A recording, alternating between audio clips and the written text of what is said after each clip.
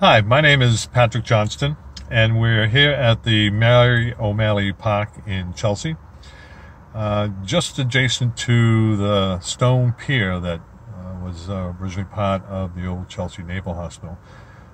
This site is, and this pier is very important to me, and I'll explain more about that in a little bit. I'm a police officer for the city of Everett. And I have been since the year 2000, when at the age of 42 I became a cop. Because of my my training and experience up to that point in life, I was able to successfully write a grant in 2002 that allowed the department to purchase a police boat and started the Marine unit for the City of Everett Police Department. So Everett has 3.5 miles of waterfront. A mile of that is industrial, the designated port area, including District Gas and Exxon Mobil. The other 2 miles, 2.5 miles are, well, were at the time, 2002, brownfields. The lands adjacent to the river were brownfields, and that's, land where industry had left, and what they left behind were contaminated lands. But from the river, it was really beautiful, and I loved it. I thought it had such great potential. It was so beautiful from the riverside, and I saw things that I was amazed at, and I researched. I saw an old pier on the Malden River, an old dock section, and found out through research that it was a Fraser Marina that was around in the 70s. I educated myself as to the flora and fauna that I saw around there. There were these amazing birds that would line up every 50 feet or so along the river on both sides, and I proudly named them sentry birds. Only to find out later from a friend in the Watershed Association that they were black-crowned night herons. But they stood like sentries.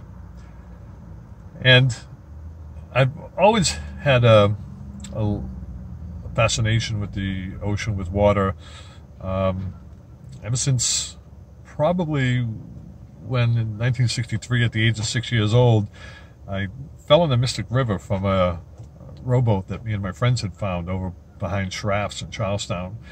And I got pulled back in the boat in just a moment or two of being in the water. Couldn't swim a lick. And it took my mother 3 days to scrub the grease and oil off of me. It was a lot of scrubbing. And I was required to learn how to swim as a result of that, and despite that near drowning, or maybe because of it, that baptism into the mystic, had a fascination with being in and on the water. So as I was out there patrolling the waterways of Everett, I became very lonely. There wasn't anyone out there to play with. People in my community weren't even aware that we had a Malden River. So I attempted to try and get people to come out and play with me. I used to joke that the only reason I got involved with environmental advocacy of the waterways was because I needed people to arrest. So I tried starting up Friends of the Everett Waterfront Group, the acronym being FEW, which turned out to be prophetic. We didn't get a lot of success in getting people involved there. So I looked outside the city and saw that the Mystic River Watershed Association was looking into some of the things that I was concerned about, engaging people in the waterway and creating stakeholders. So I reached out to them, and the executive director at the time. I believe her name was Sue. It was just before Nancy Hammett. Was kind of unsure of what to do with this brash cop who wanted to be an environmentalist, get involved. So I did what I thought I could. I was lucky enough to have the support of my chief of police and my mayor at the time.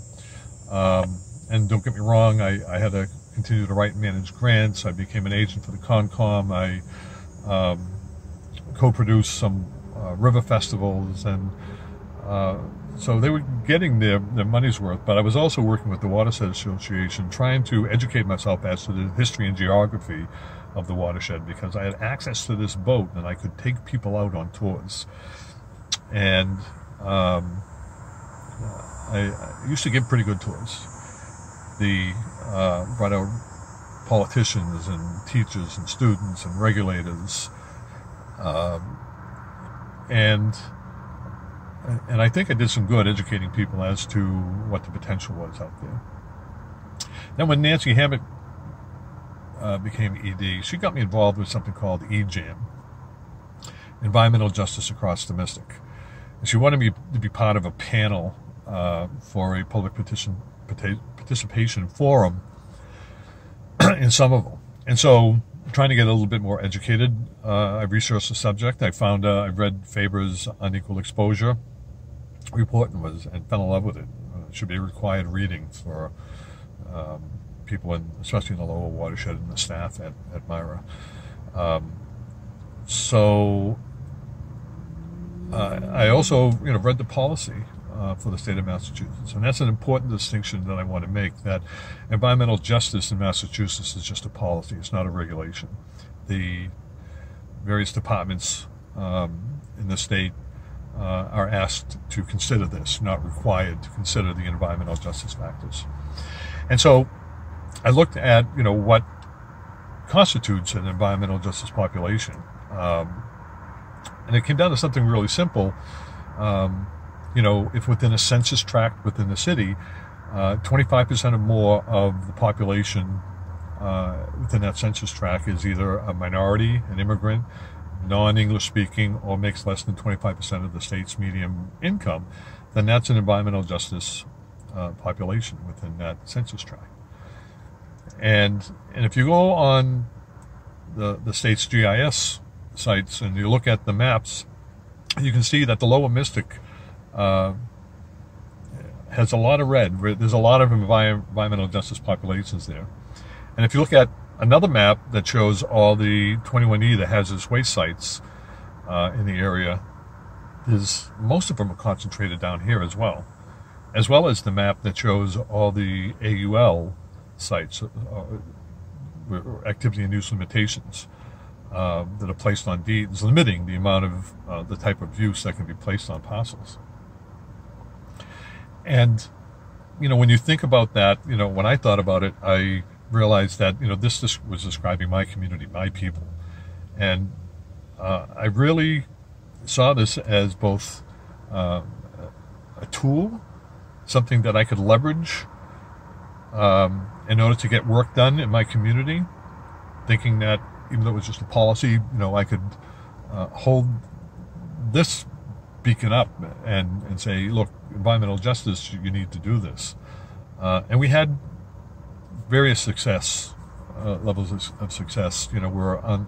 We failed when we tried to stop the siting of a waste treatment facility that Boston Water Sewer wanted in Everett, on the Everett side of the river, just 100 feet from an environmental justice population neighborhood, because MEPA bowed down to political pressure from Boston. But we were successful in Chelsea in blocking a peak power electrical generating plant that was just a block away from the Burke Middle School.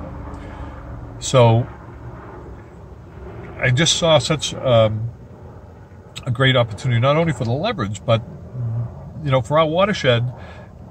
One of our biggest issues for me was the lack of stakeholders, the lack of people who were even aware of our our river because of the fact that all these trees and bushes lined the river along the Mystic Valley Parkway and Everett and Medford, Malden. You know, there was barriers to people even seeing the waterway, and so creating people who knew about it and cared about it was the first step in generating that critical mass we would need to make changes. And so here was a population that was perfect for us. I saw that the opportunity to educate them not only about the river but about their rights and responsibilities would create a class of stakeholders that could become very powerful. So I began to look more and more on how we would leverage this and educate, and reached out within my community and did things in that arena. But then in June of 2004, something happened right behind me here. A young lady drowned off of this pier. She was 11 years old. She was with some friends and hanging out there, and supposedly another friend pushed her in the water. And I was out on a police boat, coincidentally enough, with 4 members of the Watershed Association, and up on the Malden River looking at a site for placement of a water quality monitoring equipment when the call came in. And we raced down there to lend a hand, and there was tons of police and fire boats from various communities and fire departments and divers, and we were able to see this young girl's body be taken out of the water. It was a very somber boat ride on the way back, and so we were talking about what we needed to do, what we could do to keep this from happening. You know, we were talking about the fact that we were advocating for people to come to the river, and once they got there, we're being responsible in what was happening to them. So I began to think more and more. You know, at the time, what we did is we had water safety pamphlets in various languages made up and sent out to school departments throughout the area, and sent information to the state, to the DCR, and what they did instead was this: put up a fence. But what came up for me was the need to be responsible in our advocacy, that we need to be aware that you know, our waterway is beautiful but has some hidden dangers. You know, we're well aware of the bacteria issues, you know, and what Patrick Heron has done in the Watershed Association in putting up the daily boating advisory, powerful tool.